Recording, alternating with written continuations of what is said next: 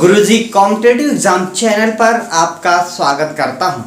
आज मैं यहां पे बात करने वाला हूं कक्षा 11वीं में पृष्ठ बैंक जो एमपी बोर्ड द्वारा जारी की गई है उसका अध्याय 4 में क्वेश्चन नंबर 4 जो दिया गया है, क्रय वही तैयार कीजिए।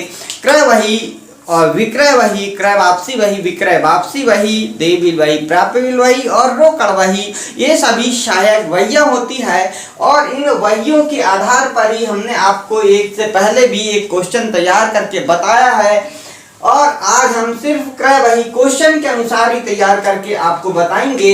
यदि आप पहली बार हमारे चैनल पर आए तो हमारे चैनल को सब्सक्राइब करें और अपने दोस्तों तक शेयर करें। हम कक्षा 11वीं और 12वीं के पृष्ठ बैंक के जो भी महत्वपूर्ण क्वेश्चन है हमारे YouTube चैनल पर आपको मिलेंगे, इसीलिए आप अपने दोस्तों को हमारे चैनल को सब्सक्राइब करने को कहें। लीजिए मैं ले चलता हूँ सीधे आपको क्रय वही की ओर। 26 जनवरी 2016 दीपक एंड सन्स भोपाल से 5000 का माल खरीदा। यहाँ पे बताया गया है 5000 का माल खरीदा।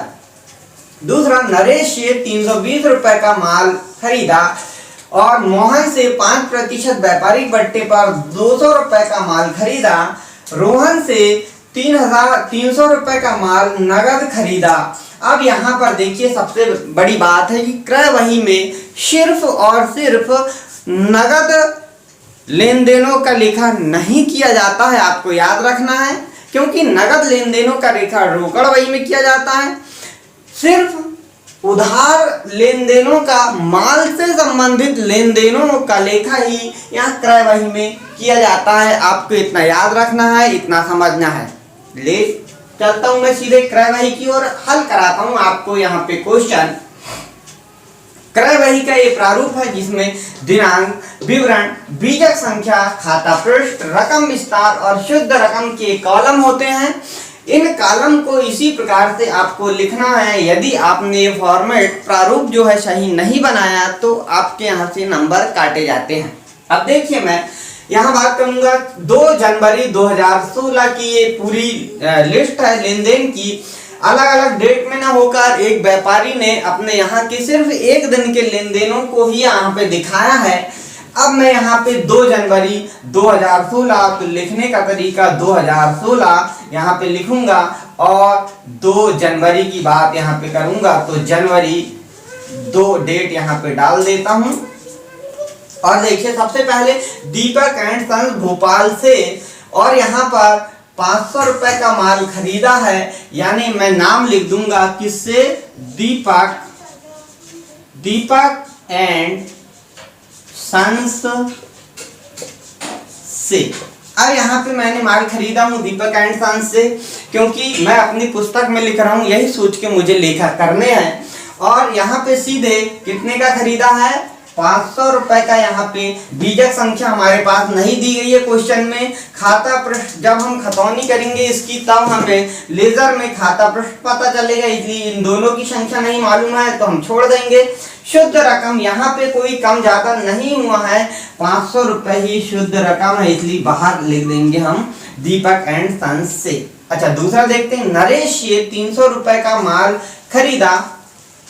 तो 2 जनवरी को ही लेन देन हुए, इसलिए डेट एक ही लिखते हैं हम, यहाँ बढ़ाते नहीं है, सिर्फ नाम जिससे लेन देन हुए हैं उनका नाम लिखते हैं नरेश से।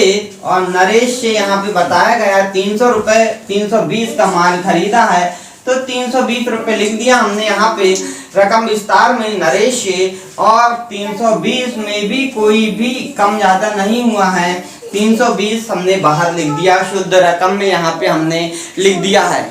यहाँ पे आपको ध्यान देना होगा कि जो रकम विस्तार में लिखी है वही बाहर लिखी जा रही है, क्योंकि यहाँ पर कुछ छूट वगैरह दी जाती है तब कम करके लिखी जाती है, लेकिन इन प्रविष्टियों में या इन लेन देनों में कोई कम ज्यादा नहीं हुआ है। अगला, मोहन से 5% व्यापारिक बट्टे पर। अब यहाँ पे आपको ध्यान रखना है, यहाँ पे छूट दी गई है, 5% व्यापारिक बट्टे की बात की गई है। तो यहाँ पर रकम विस्तार में हम क्या करते हैं, कैसे लिखते हैं, इसकी मैं बात करूंगा।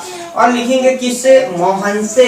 तो यहाँ पे मैंने लिखा विवरण में मोहन से, और लिखने के बाद आप देखिए यहाँ पे कितने का, मोहन से 200 रुपए का माल खरीदा, तो मोहन से मैंने 200 रुपए लिख दिया यहाँ पे। अब ये ऊपर की प्रविष्टि थी, ये मोहन से की 200 रुपए, और यहाँ पर 5% व्यापारिक बट्टा, तो @ 5% व्यापारिक बट्टा यहाँ पे लिख दिया मैंने। और 200 गुणित 5/100, इस प्रकार से मुझे व्यापारिक बट्टा निकालना पड़ेगा। मैं यहाँ पे निकाल के दिखाता हूँ आपको बट्टा कैसे निकाला जाएगा। बट्टा, अब यहाँ पे 200 रुपए का माल खरीदा है, इस पर 5% और 5, और जो प्रतिशत का निशान है, यह प्रतिशत का निशान है, तो इसका मतलब क्या होता है, 200 गुणित 5/100 हो जाएगा प्रतिशत का। अब मैं इसे काट दूंगा तो 1 2 1 2 2 शून्य से 2 शून्य मैंने काट दिया, और 5 दूनी 10, यहाँ पर हो जाएगा 10, और यह हो जाएगा हमारा बट्टा। तो यहाँ पे बट्टा 10 रुपए मैं माइनस करूंगा विस्तार में, और ये रकम को मैं, जो रकम निकली है 190 रुपए, यह बाहर लिख दूंगा। इस प्रकार से शुद्ध रकम में बट्टा घटा के नगद जो राशि होती है, जो शुद्ध रकम होती है, वो लिखा जाता है। अगला देखिए, रोहन से 300 रुपए का माल नगद खरीदा, तो यहाँ पर नगद लेन देनों का लेखा क्रय वही में नहीं किया जाता, सिर्फ उधार लेन देनों का ही लेखा यहाँ पर किया जाता है, इसलिए नगद लेन देनों का लेखा नहीं किया जाएगा। और हम इसे योग कर देंगे, और इसे मैं बंद कर देता हूँ। यहाँ पर बंद करने के बाद में क्रय वही का योग, या सिर्फ योग करके भी मैं यहाँ लिख सकता हूँ, और योग करने के बाद आप देखेंगे मैं इसे एक लाइन से पूरा खाता जो है हमारा, इसे बंद कर देता हूँ, और इसका मैं योग लगाता हूँ। अब योग कहाँ लगाया जाएगा यह भी ध्यान देंगे हम। शुद्ध रकम जो होती है इसका योग लगाया जाता है, और योग लगाने के लिए हम इकाई से जोड़ेंगे, इकाई से इकाई का 0, 2.5 में 2 और 9 11, 11 का 1 हो जाएगा। इसी प्रकार यहाँ पर 5 और 1 6, 6 और 3 9, 9 और 1 10, यानी यहाँ पे हमारा आया 1010 रुपए योग आया, और यही हमारा उत्तर हो जाएगा। यदि आपको वीडियो पसंद आया तो अपने दोस्तों को शेयर करें, और अपने मित्रों को भी बताएं, और हमारे चैनल को सब्सक्राइब करना ना भूलें। आज की वीडियो में इतना ही। नमस्कार।